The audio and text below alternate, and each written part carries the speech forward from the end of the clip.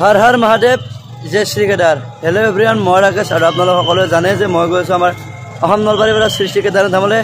আৰু আজি হৈছে 17 নম্বৰটো দিন আৰু বৰ্তমান আছোঁ আমি কৰ্ণেলগঞ্জ আৰু ইয়াৰ পৰা লক্ষ্ণৌ বেছি নহয় আৰু আমি আছিলোঁ ইয়াত। তো ৰাতি মই ইয়াত টেণ্টটোত আনিছিলোঁ বৰষুণ অহাৰ কাৰণে মই তাকে গুচি গৈছিলোঁ এই ঘৰটোৰ তলত। তো চাইকেল টাইকেল ৰেডি, এইফালে সিহঁতৰ চাইকেল ৰেডি আৰু আমাৰ মনোজ ভাই এতিয়া মুখ ধোৱা গৈছে। তো এইখিনি তাৰ মুখ চুখ ধোৱালে ফ্ৰেছ হৈ বঢ়িয়াকৈ আমি ওলাই যাওঁ।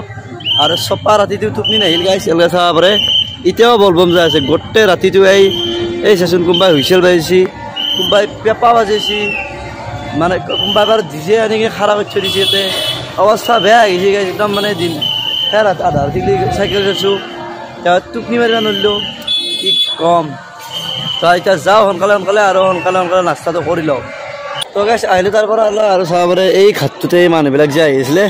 এইয়া ঘাটটোত কিমান মানে হাজাৰ হাজাৰ মানুহ আছে এইফালে একদম। আৰু আধা চব এই নদীত গা ধুই আছে। আৰু এইফালে চাব পাৰে এই ভাদ মাহত এইটো কেনেকুৱা মই ধৰিব পৰা নাই গাইছ। তো বেয়া লগা নাই চাই, কিন্তু গোটেই ৰাতিটো আমাৰ টোপনি নহ'ল, গোটেই ৰাতিটো মানুহ হৈছে গাইছ। কি চিয়াই বেপাৰী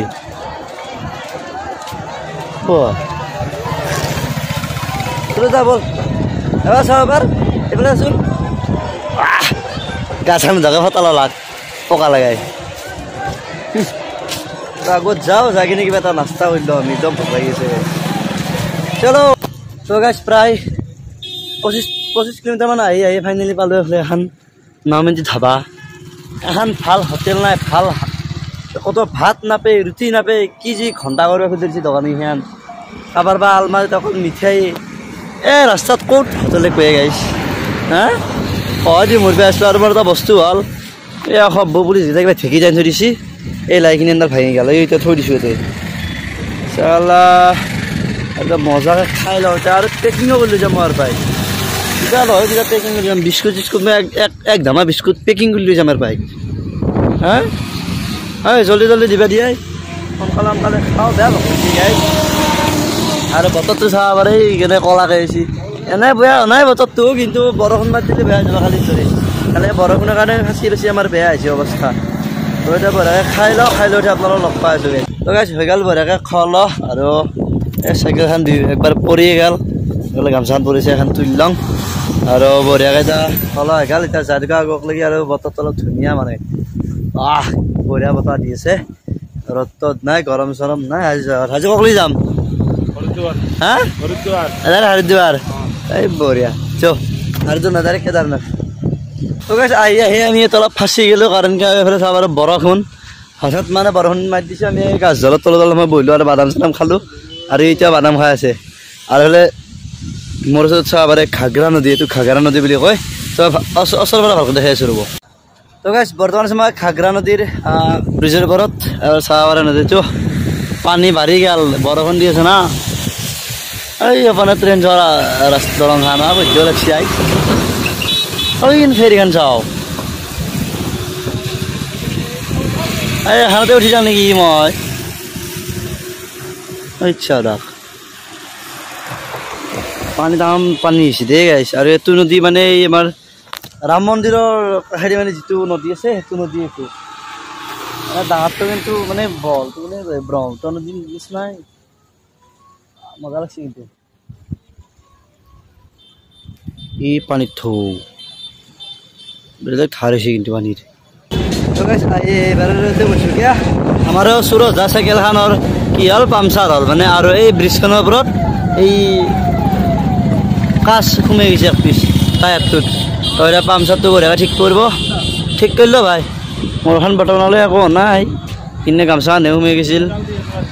ঠিকেই আছে বাৰু, এই এখন তাতে আছে, বঢ়িয়াখিনি ঠিক কৰিলোঁ সোনকালে সোনকালে।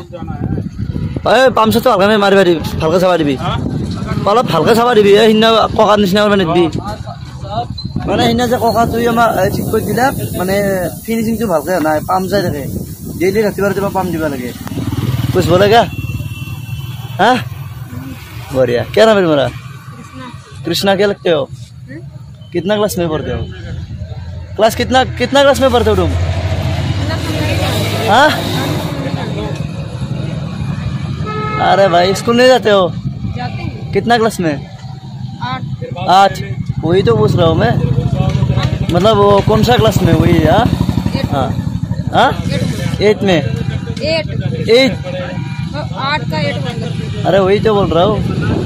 आपको फॉलो उठाओ कितना फॉलो कितना पूछे गाइस কি কম बढ़िया बढ़िया তো গাইস আইলো অলপ ভালেখিনি মানে চিনে অৱস্থা বতৰৰ আৰে বাৰে বৰষুণ দি আছিল আমি অলপ আগত মানে হেৰি আছিল এই পুৰণা ধাবা এখন আছিল বন্ধ আৰু তাতে ৰখিলোঁ আৰু এতিয়া ইয়াতে ভাতটো অৰ্ডাৰ দিলোঁ ভাতটো খাওঁ আৰু এবাৰ যাব লাগে আজি ভাই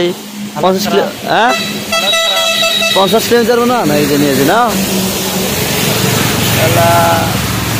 মাতৃ তাৰ সোনকালে ভাতটো খাব আৰু যাওঁ তো ভাতটো খাই লওঁ ৰ'ব গাইছ তো গাইছ হৈ গ'ল খোৱা বঢ়িয়াকৈ এখন ৰেষ্টুৰেণ্ট আছিল মনোজ ভাই চলো চলো কেনে লাগছি খাই বঢ়িয়া না হা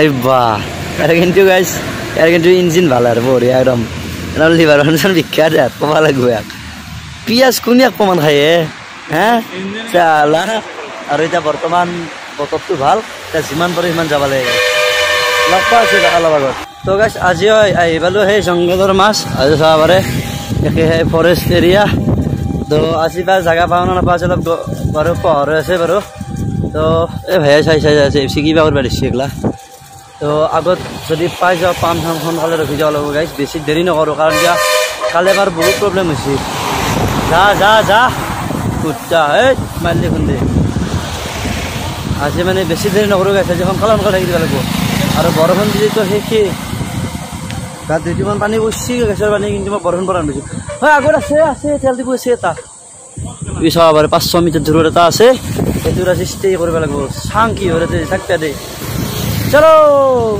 তো গাইছ আমি বৰ্তমানো যাই আছোঁ বৰ্তমান 8:30 9টামান বাজিল চাগে কিন্তু থাকা ব্যৱস্থা নাই এইফালে একদম মানে আন্ধাৰে অকল মানে আমি মানে বেলেগ ৰাস্তাটো ঠিকে আছে কিন্তু গাঁৱলীয়া ৰাস্তা আমি শ্বৰ্টকাট কৰি আহিছোঁ কিন্তু থাকা মানে ব্যৱস্থা নাই পেট্ৰল পাম্প আছে দুনিয়া থাকিলে কি হ'ব মানে কি ওপৰৰ এখন নাই সিহঁতে কৈছে আমি 24 ঘণ্টা খোলা নাথাকে ৰাতি অলপ দিগদাৰ থকাটো সেনেকৈ কৈছোঁ তাৰ থাকিব পাৰে নেকি গাইছ তো সেইকাৰণে আহি আছোঁ চাহ আগক লাগি যাই কিনে কিন্তু মহা সমস্যাত পৰিলোঁহে গাইছ চালা শ্বৰ্টকাট কৰি আহিলে সেয়ে দিগদাৰ যদি মেইন ৰোডেদি নাযায় নহয় এই এটা প্ৰব্লেম মেইন হাইৱে গ'লে ধুনীয়া তো গাইছ অলপ ৰমক জমক দেখা পাইছি না লাইটেদি কোনো ফাংচনত নাই এইফালে এটা ভাল ধুনীয়া মন্দিৰ এটাত আছোঁ আমি এইফালে ৰাস্তাৰ পৰা অলপমান সোমাই আহিব লাগে তো এতিয়া আমাক ইয়াত মানে থকাৰ সুবিধাটো ভালেই একদম ধুনীয়া সুবিধা দিছে আৰু আমি মন্দিৰৰ ওচৰত থাকিম তো সেইকাৰণে এতিয়া বঢ়িয়াকৈ গা চা ধুই লওঁ তো সঁচাকৈ